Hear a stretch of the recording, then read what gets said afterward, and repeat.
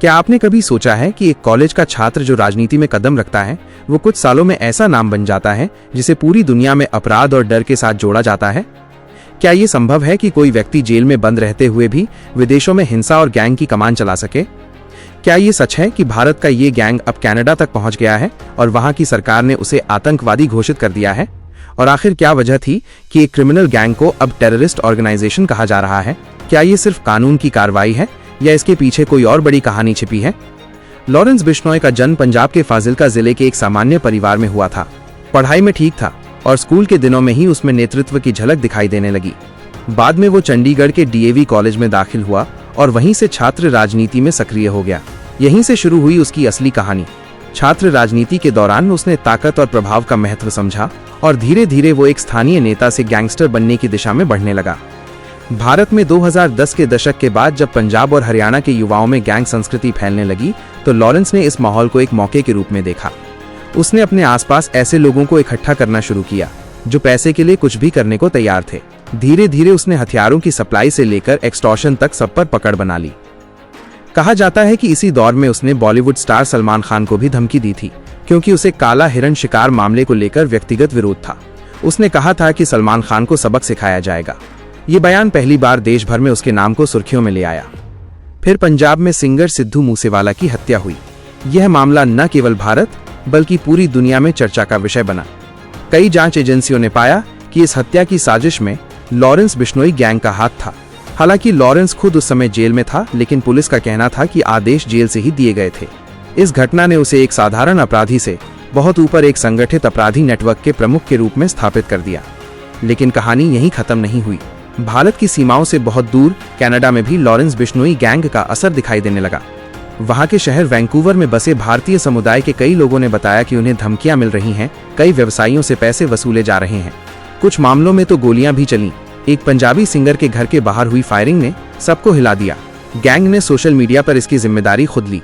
उन्होंने कहा कि ये गायक सलमान खान के साथ वीडियो में दिखा था, इसलिए उसे सबक सिखाने के लिए हमला किया गया।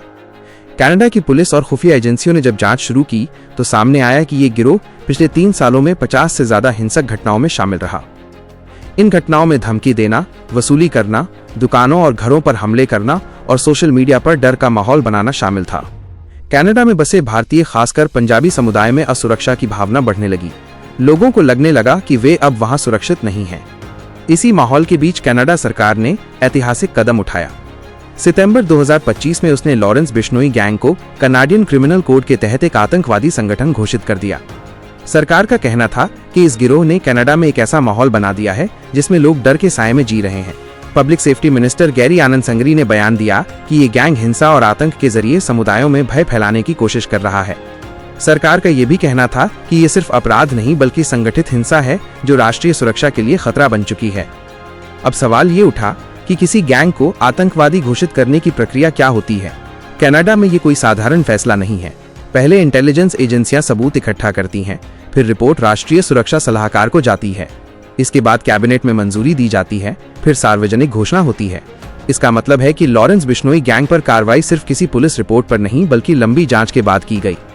इस फैसले के बाद गैंग की कनाडा में मौजूद सारी संपत्ति फ्रीज की जा सकती है, माइनस घर, दुकान, बैंक खाते, सब कुछ।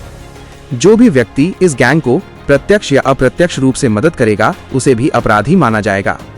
गैंग के सदस्यों के आने जाने पर निगरानी रखी जाएगी और कई लोगों पर वीजा प्रतिबंध भी लगाए जा सकते हैं। लेकिन क्या ये फैसला कनाडा ने अकेले लिया या इसमें भारत की भूमिका भी थी? कुछ मीडिया रिपोर्ट्स बताती हैं कि कनाडा की नेशनल सिक्योरिटी एडवाइजर नथाली ड्रॉइन कुछ समय पहले भारत आई थी, जहां उन्होंने भारत के राष्ट्रीय सुरक्षा सलाहकार अजीत डोभाल से मुलाकात की थी। माना जा रहा है कि इस मुलाकात में दोनों देशों के बीच गैंग्स और ट्रांसनेशनल क्राइम पर चर्चा हुई थी और उसी के बाद कनाडा ने ये कदम उठाया। हालांकि आधिकारिक तौर पर दोनों देशों ने इस पर कुछ नहीं कहा। भारत और कनाडा के बीच पिछले कुछ समय से रिश्ते तनावपूर्ण रहे हैं।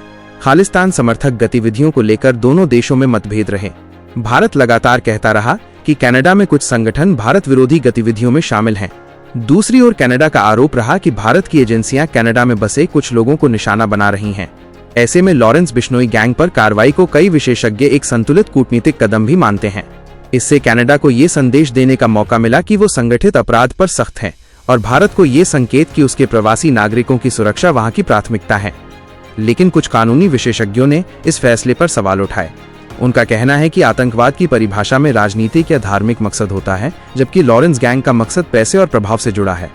क्या इसे आतंकवाद कहना सही है? कनाडा की सरकार का तर्क है कि जब कोई गिरोह हिंसा और डर के जरिए समाज के किसी हिस्से को निशाना बनाता है तो ये आतंकवाद की श्रेणी में आता है।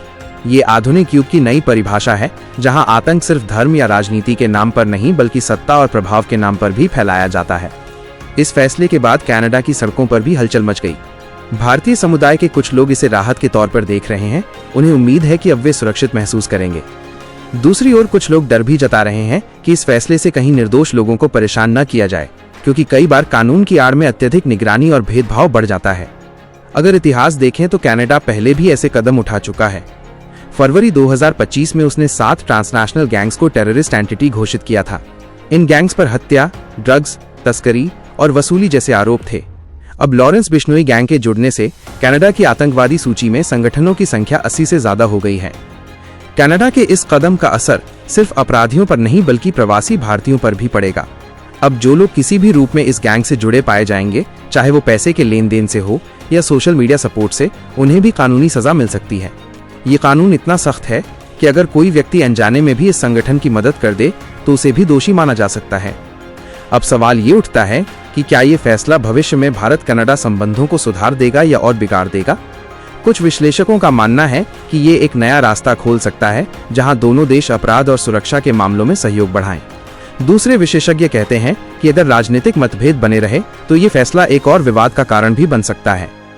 लेकिन एक बात तो साफ है कि लॉरेंस बिश्नोई गैंग की कहानी अब सिर्फ अपराध की कहानी नहीं रही। ये एक ऐसे नेटवर्क की कहानी बन चुकी है जो भारत की जेल से शुरू होकर कनाडा की सड़कों तक फैल गया। ये उस दौर का प्रतीक है जहां अपराध और आतंक की सीमाएं एक दूसरे में घुलने लगी हैं, जहां सोशल मीडिया हथियार बन गया है, जहां डर का कारोबार अंतर्राष्ट्रीय हो चुका है। अब सवाल ये है कि क्या ऐसे गिरोहों को खत्म किया जा सकता है? क्या कानून और खुफिया एजेंसियां इतनी ताकतवर हैं कि वे इन नेटवर्क्स को पूरी तरह मिटा दें? या फिर ये सिर्फ एक नए दौर की शुरुआत है जहां अपराध और आतंक एक साथ खड़े हैं? लॉरेंस बिश्नोई का नाम आज एक व्यक्ति का नहीं बल्कि एक सिस्टम का प्रतीक बन चुका है। एक ऐसा सिस्टम जो दिखाता है कि कैसे पैसा, शक्ति और सोशल मीडिया मिलकर एक नेटवर्क खड़ा कर देते हैं। एक ऐसा नेटवर्क जिसे रोकना सिर्फ पुलिस या सरकार के बस की बात नहीं है, बल्कि पूरे समाज को मिलकर सोचना होगा कि डर और हिंसा की संस्कृति को कैसे रोका जाए। कनाडा का ये फैसला चाहे राजनीतिक हो या सुरक्षा आधारित, इतिहास इसे उस मोड़ के रूप में याद करेगा जब एक अपराधी गैंग को पहली बार आतंकवादी संगठन की श्रेणी में रखा गया। ये फैसला आने वाले समय में और भी कई देशों के लिए मिसाल बनेगा, क्योंकि आज अपराधी सिर्फ देश नहीं बदलते, वे भाषा, समाज और पहचान बदलकर हर जगह पहुंच जाते हैं। लॉरेंस बिश्नोई गैंग की कहानी हमें ये सिखाती है कि जब अपराध एक विचार बन जाए, जब डर एक हथियार बन जाए और जब पैसा इंसानियत से बड़ा हो जाए, तब हर समाज को खुद से ये सवाल पूछना पड़ता है, क्या हम सुरक्षित हैं? क्या हमारा कानून समय के साथ चल रहा है? और क्या हम सच में समझ पा रहे हैं कि आतंक अब केवल बंदूक से नहीं फैलता, वो एक नेटवर्क से फैलता है, एक ऐसा नेटवर्क जो हमें दिखता भी है और छिपा भी रहता है। आज कनाडा ने एक कदम उठाया है, कल शायद और देश उठाएं। लेकिन असली जीत तब होगी जब समाज खुद तय करेगा कि डर नहीं बल्कि कानून और इंसाफ का राज चलेगा। लॉरेंस बिश्नोई का नाम अब इतिहास में दर्ज हो चुका है, लेकिन ये कहानी यहीं खत्म नहीं होती। यह कहानी उस चेतावनी की है जो हर देश को समझनी होगी कि अपराध अब सीमाओं से परे जा चुका है, और अगर दुनिया को सुरक्षित बनाना है तो अपराध और आतंक दोनों के खिलाफ एकजुट होना होगा।